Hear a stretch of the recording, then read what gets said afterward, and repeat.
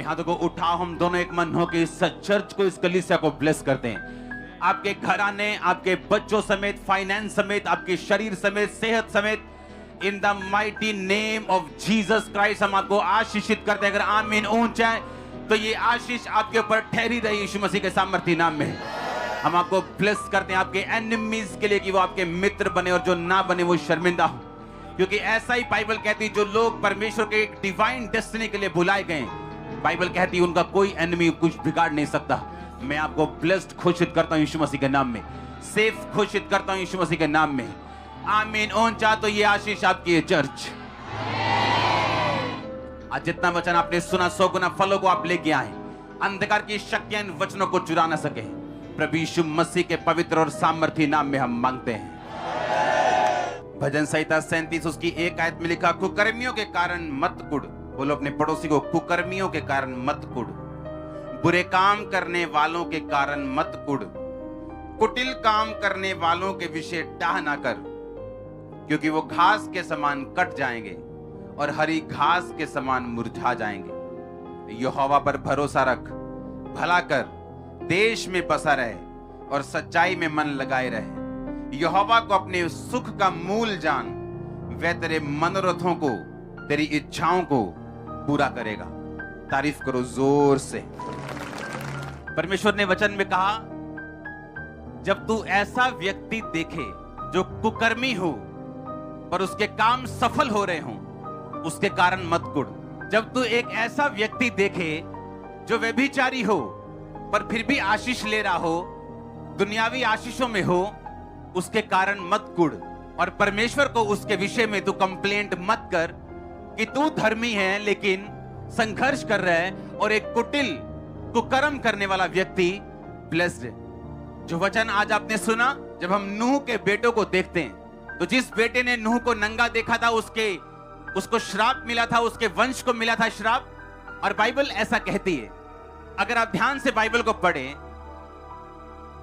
तब भी उस श्रापित वंश के सारे बच्चे दुनियावी तौर से आशीषित रहे बहुत साल।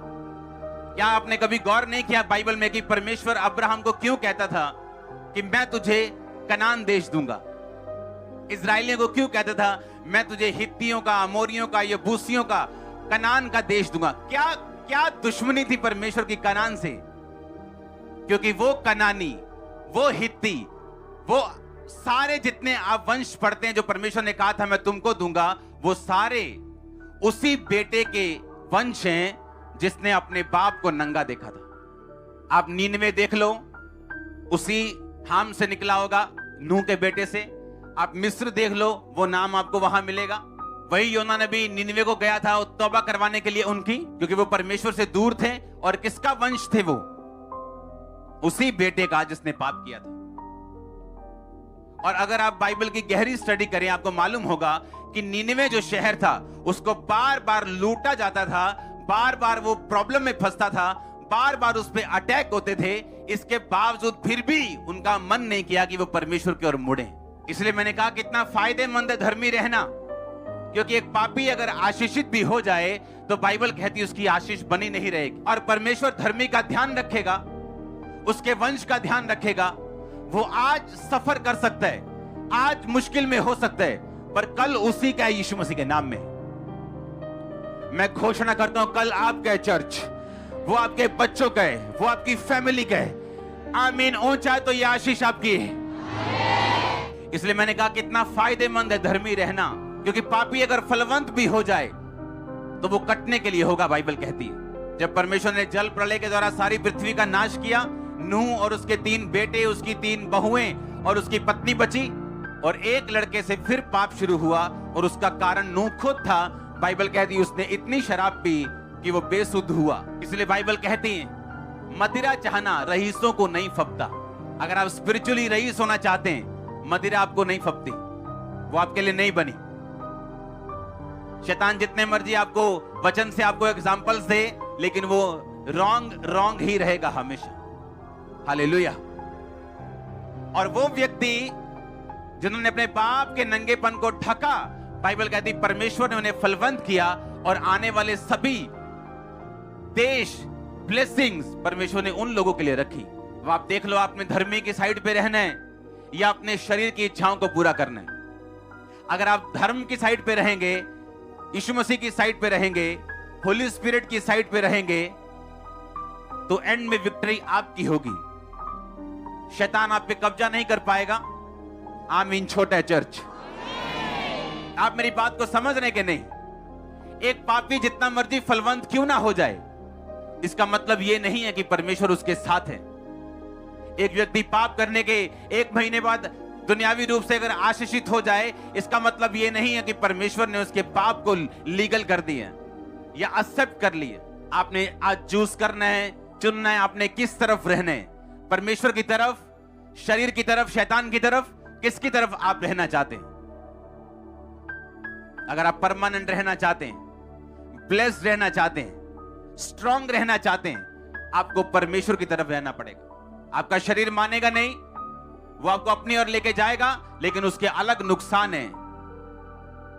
आप सुरक्षा से बाहर हैं, आप अपने आप के ऊपर हैं। और कब तक चलेंगे अपने आप के ऊपर रह के? जिस नगर की सुरक्षा यहोवा न करे, जागने वाले का परिश्रम व्यर्थ होगा, बाइबल कहती। आप तैयार हैं धर्मी रहने के लिए?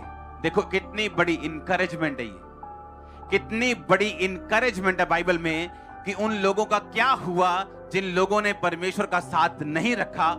कि जो लोग धर्मी रहे हैं बाइबल में, परमेश्वर ने उनकी सुधि ली, इमरजेंसी में उनका साथ दिया, उनको छोड़ा नहीं, उनको त्यागा नहीं।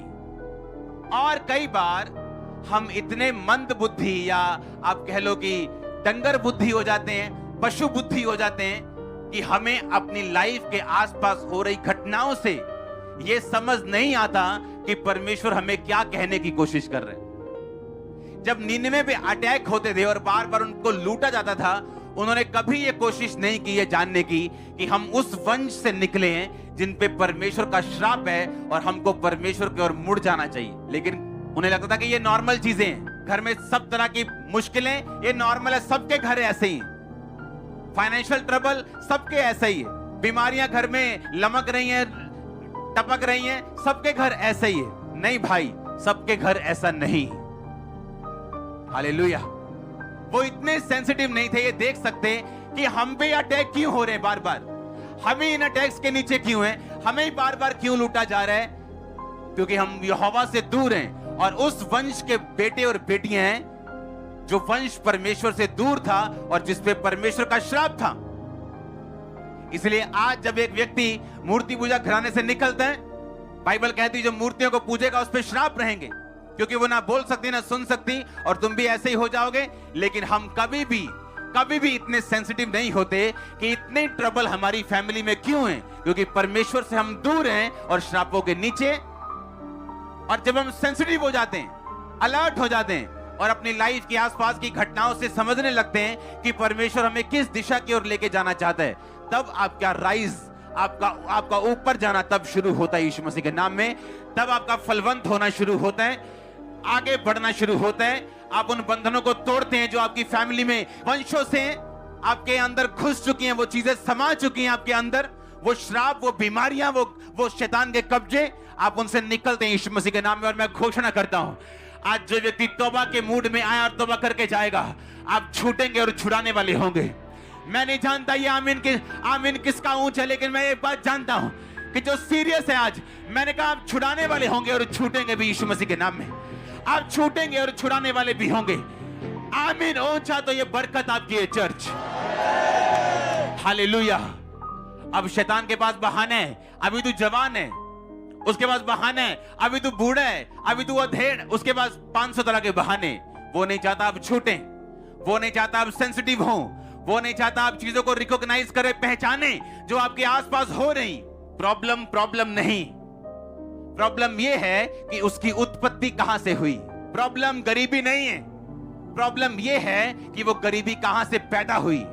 अगर तो वो पैदा हुई है परमेश्वर की परीक्षा से, कि परमेश्वर 1 साल, 2 साल, 2.5 साल आपको उस फाइनेंशियल ट्रबल से निकालकर आपको मजबूत करना चाहता है और ब्लेस करना चाहता है, तो यह अलग बात है। लेकिन अगर उसकी उत्पत्ति आपके अपने पापों और श्रापों और उन चीजों के कारण हुई है जो बाइबल में मना की गई हैं, तो वो आपकी उन्नति के लिए नहीं, आपको डाउन करने के लिए और शर्मिंदा करने के लिए।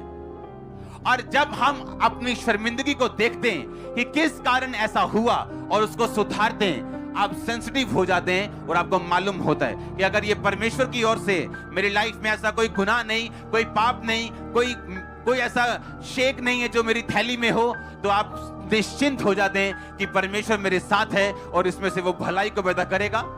और अगर ऐसा नहीं है, आपको मालूम है कहीं शेक है, कहीं गुनाह है, कहीं कमियां हैं, कहीं प्रार्थना नहीं है, कहीं गलत देखना है, गलत सुनना है, गलत बोलना है, तो आप उसको पहचानते हैं, अपने आप को सुधारते हैं, तब भी आप ऊपर जाते हैं और आपका राइज, आपका ऊंचा जाना शुरू होता है। परमेश्वर आपकी हेल्प करना चाहता है। वो आपकी लाइफ को बोरिंग करना नहीं चाहता, आपकी हेल्प करना चाहता, आप अपनी डेस्टिनी को पकड़ सकें। वो आपकी हेल्प करना चाहता, आप आगे बढ़ सके, आपकी हेल्प करना चाहता, आप दूसरों की हेल्प कर सकें, अपने परिवार के मूसा और एलिया बन सकें। वो आपकी हेल्प करना चाहता है। और यीशु मसीह के नाम में मैं आपको मसा करता, अपने हाथों को उठाओ, रिसीव करो, बोलो आई रिसीव। ऊंची आवाज में बोलो आई रिसीव, आई रिसीव बोलो ऊंची आवाज, 7 बार बोलो आई रिसीव। मैं ग्रहण करता हूं, ग्रहण करती हूं, बोलो ऊंची आवाज।